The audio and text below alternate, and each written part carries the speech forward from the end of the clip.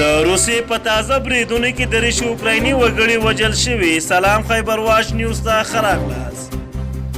اوکرایني چارواکي وایي د وینسټیا په ښار باندې د روسي میرزایلو برید کې لږ تر لږه 30 تنه وژل شوي او څه د باندې 100 نور ژوبل شوي دي.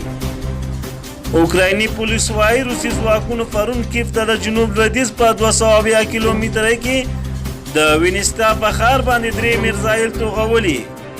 یو دفتر یې ویشتلی او د پولیس چارواکي وایي روسي سمندري ځواکونو له تورې بحیرې څخه دا میرزایل توغولي چې دا استوګنې ودانۍ ورانې کړي او 50 موټرې هم سوځولي دي. د وینسټا د سیمې والي او سری کوزروف وایي چې اوکرایني دفاع وایي ځواکونو 4 نور روسي توغول شوي میرزایل شنډ کړي. دا ښار د اوکراین له لوی ښارو بلل کېږي چې شاوخوا 3,80,000 نفوس لري.